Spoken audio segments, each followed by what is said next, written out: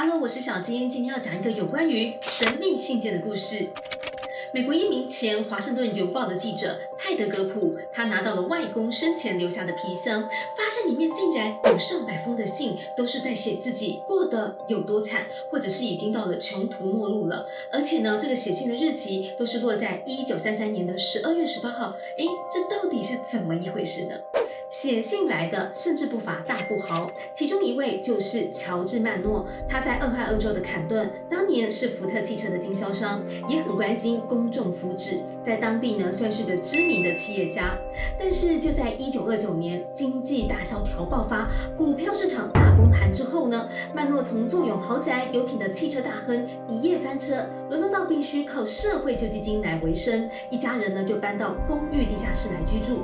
曼诺写的信里头就提到了，我的汽车事业曾经风光一时，平时也尽力的奉献，但如今我的存款、我的事业一切都归零，一无所有了。现在一家6口生活得非常辛苦。今年的耶诞节感觉特别讽刺，但这样一个曾经叱咤风云的大亨，又怎么会愿意抛弃尊严，写信来吐露自己的惨况呢？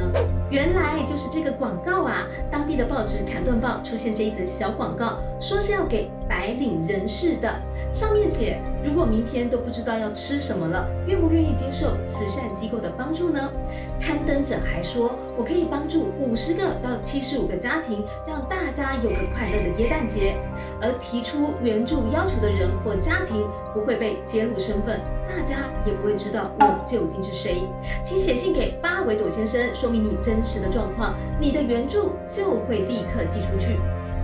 那么到底这位刊登广告的巴维朵先生到底又是谁呢？就在外公的皮箱内，泰德发现这些信件都是署名寄给巴维朵的，并且找到了一本才开户1周就把钱领光的存折，还有许多作废的支票，这才让泰德了解到，原来广告上的大好人巴维朵其实就是他的外公山姆史东。但为什么外公不用本名山姆，而要用化名呢？你说是为善不欲人知，应该也不是哦。其实呢，山姆考虑得很周到，那些被经济大萧条波及而深陷困境的人，很可能呢也是和山姆相似的人。如果是呢要对一个认识的人倾吐自己的惨况，尤其是对那些曾经是属于上流社会的人，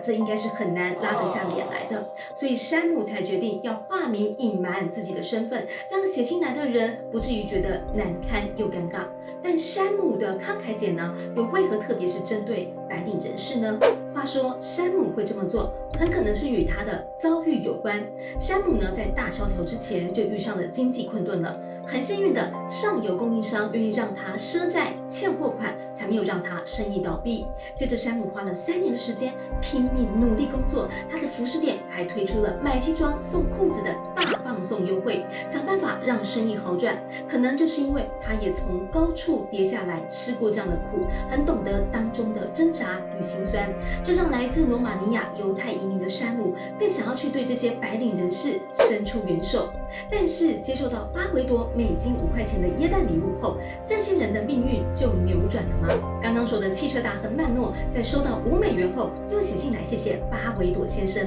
因为他的馈赠就宛如是一场及时雨，让他的2个女儿可以在耶诞节前买到新鞋，家里得以添购一些生活必需品。至于曼诺在汽车事业重挫后找不到工作，于是他拼命做设计研发，希望靠这个可以赚钱再爬起来，但是并没有如愿以偿。曼诺一直努力到身体都出状况，撑不住了才收手。75岁的时候罹患了胰脏癌，诊断发现了2个月后，曼诺就辞世了。想要重振事业翻身的梦想并没有实现。也许5美元并没有办法扭转命运，但就像泰德在他这一本书中写的，巴维朵的礼物并没有让这些人得回失去的财富或朋友，但是这个举动很可能会感动某些人，让他们不会因为绝望而放弃一切，甚至放弃生命。这些力量都是远远超过5美元的价值啊！